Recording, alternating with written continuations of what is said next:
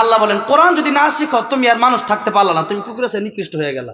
জন্মগতভাবে মানুষ তো আসাদ নূর, তাসলিমা হোসেন, ডোনাল্ড ট্রাম্প, নরেন্দ্র মোদী, এগুলো কি মানুষ? নরেন্দ্র মোদী কিনা মানুষ না কুত্তার চেয়ে খারাপ?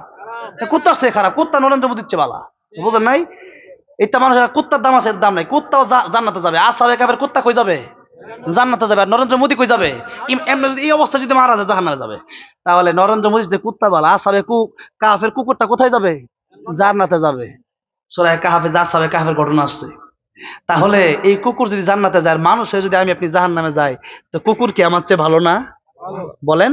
অথচ আল্লাহ আরেক জায়গায় কি বলছেন? ওয়ালাকাদ কাররামনা বানি আদম। অনেক লম্বা এগুলো তাফসীর। মানুষের দাম বেশি না পশুর দাম বেশি? এই লম্বা তাফসীর আমার আছে, ইউটিউবে আপনি পাবেন। মানুষের দাম কেন বেশি আর ফেরেশতার দাম মানুষের চেয়ে কম কেন? দেখেন, এই মানুষ ফেরেশতাকে সিজদা করছে না নাকি আদম আলাইহিস সালামকে ফেরেশতারা সিজদা করছে? বলেন। হ্যাঁ, তাহলে দাম কার বেশি? আদম আলাইহিস সালাম। বনি আদম, আল্লাহ বলেন ওয়ালাকাদ কাররামনা বানি আদম। বনি আদমের সমান আমি আল্লাহ বাড়ায় দিছি। ফেরেশতার চেয়ে বেশি কেন? ফেরেশতার গুনাহ করতে মনেই চায় না, আর গুনাহ করবে কেমনে? আর আমাদের গুনাহ করতে মন চাই কি চায় না? আমাদের গুনাহ করতে মন চায়, তাই করি না। আল্লাহ বলেন ফেরেশতার গুনাহ করতে মনে চায় না, তাই করে না। আর মানুষের গুনাহ করতে মনে চায়, তাই এরপরেও যদি না করে, ফেরেশতা মানুষ সমান হতে পারে না।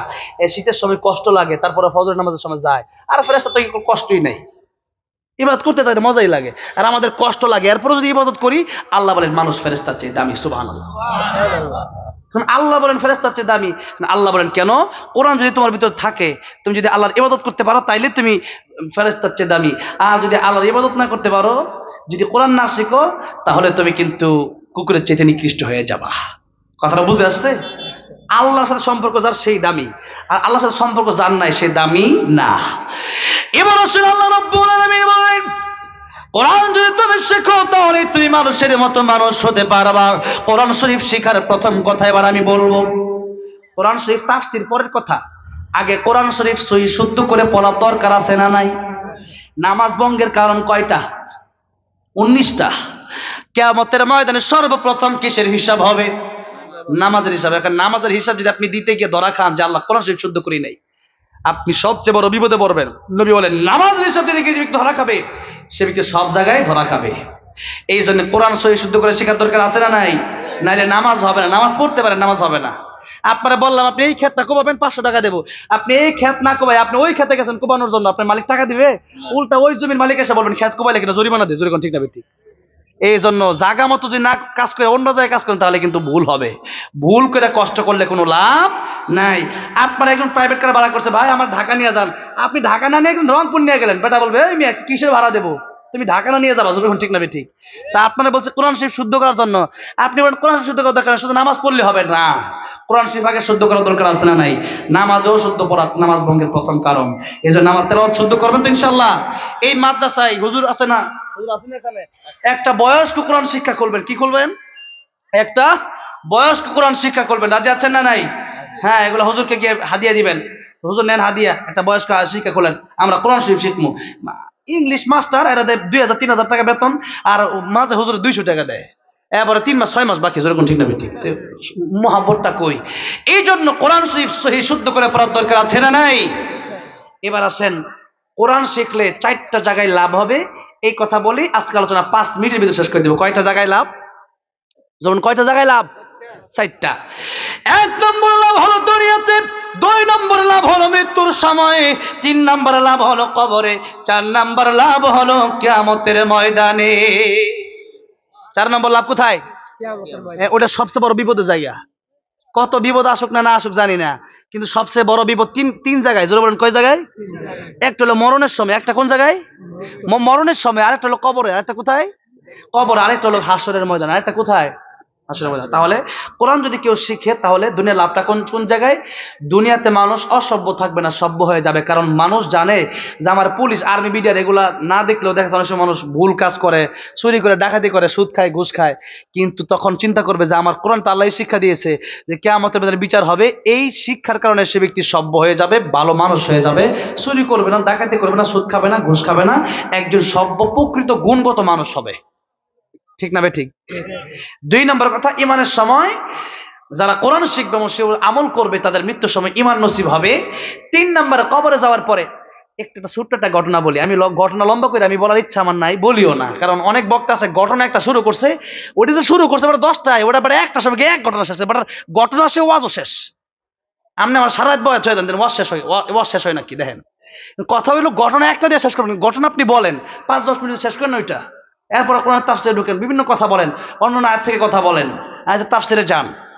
এই জন্য দেখেন ছোট্ট একটা ঘটনা, তাফসির কাবীর ইমাম ফখরুদ্দিন রাজি রহমাতুল্লাহ লিখেছেন, মুসা আলাইহিস সালাম যাচ্ছেন রাস্তা দিয়ে, দেখতেছেন কবরে আযাব হয়। কি হয়? কবরে কি হয়? আযাব হয়। আবার মুসা কালিমুল্লাহ একটু পরে সেই রাস্তা দিয়ে হেঁটে আসতেছে, তাকায় দেখতেছে কবরটা জান্নাতের বাগান হয়ে গেছে।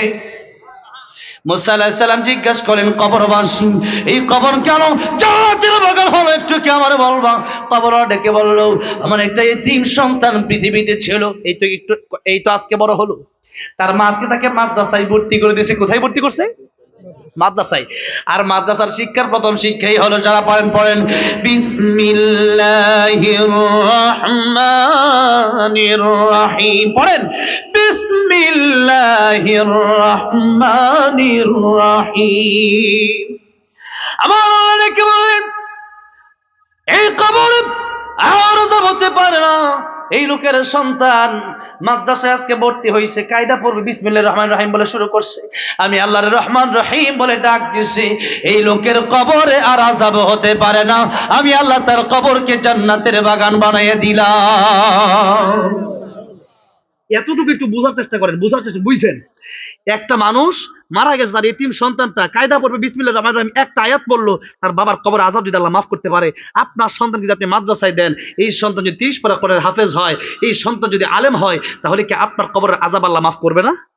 আপনার কবরকে আল্লাহ জান্নাতের বাগান বানাবে না? বানাবে। এবার আসেন, এটা হলো কবরের কথা, লাস্ট কথা, শেষ কথা আমি খুব সংক্ষিপ্ত করে বলতেছি। লাস্ট কথা হলো হাসরের ময়দান। লাস্ট কথা কোথায়? যেখান থেকে বিচার ফয়সালা হয়ে যাবে, কেউ জান্নাতে কেউ জাহান্নামে।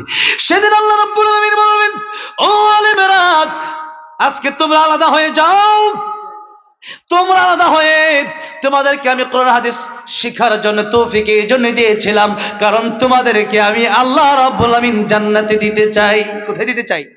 জান্নাতে দিতে চাই।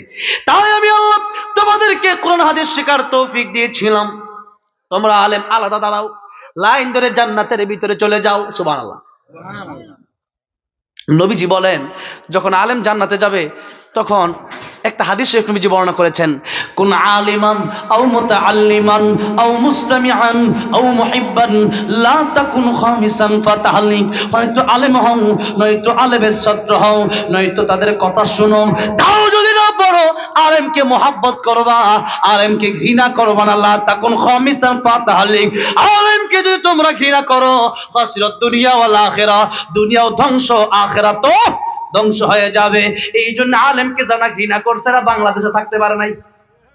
ঠিক না? ঠিক। আলেমকে কি ভালোবাসবেন না ঘৃণা করবেন? ভালোবাসবেন। আপনার খারাপ লাগতে পারে, আপনার খারাপ লাগলে মনে করবেন যে আপনার ঝামেলা আছে, জাহান্নামের পথে আপনি খুব দ্রুত হাঁটতেছেন মনে করবেন। তাহলে আলেমকে কি করবেন? ভালোবাসবেন। বাসবেন তো? এবার দেখেন, শেষ কথা বলতেছি, এবার যখন যাচ্ছে আলেমরা জান্নাতে, এবার কিছু লোক ডাক দিয়ে বলতেছে, ও আলেম, আমি কিন্তু অমুক লোক ওই এলাকার, চিনেন আমারে? না, তোমার চিনতে পারলাম না।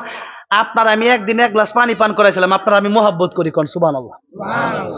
আজকে যদি আপনি জান্নাতের মেহমান হয়ে যান, এই মাদ্রাসায় পড়ার সময় আপনি আলেম হওয়ার জন্য, আপনার জন্য আমিও কম কষ্ট করি নাই, অনেক কষ্ট করেছিলাম। এলাকায় আপনাকে 1 গ্লাস পানি পান করাইছিলাম, সেখানে হাদিসে 1 গ্লাস পানির কথা আসছে, যে 1 গ্লাস পানি আপনাকে আমি পান করেছিলাম।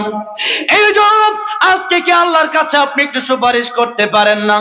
আলেম বলবে, আয় আল্লাহ রাব্বুল আলামিন, এই লোকটা আমাকে 1 গ্লাস পানি পান করিয়েছিল, আল্লাহ গো, তাকে কি জান্নাত দেওয়া যায় না? আল্লাহ বলবেন, আমি আজকে তোমাকে জান্নাতে নেওয়ার সময় তার সাথে এই জন্য দেখা করায় দিলাম, কারণ সেই ব্যক্তিটা দুনিয়াতে আলেমকে ভালোবাসতো, আলেমকে পানি পান করাইছিল। ও আলেম, আজকে তুমি একা জান্নাতে যাবা না, বরং তাকে সাথে নিয়ে তুমি জান্নাতের মেহমান হয়ে যাও।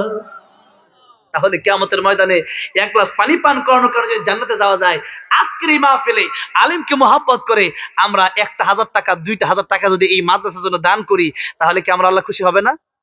কিয়ামতের মাঝে অন্তত এই কথা বলতে পারবো, এত আলেমী মাদ্রাসা থেকে হবে, হাফেজ হবে, তারা যখন জান্নাতে যাবে এই কথা তো অন্তত বলতে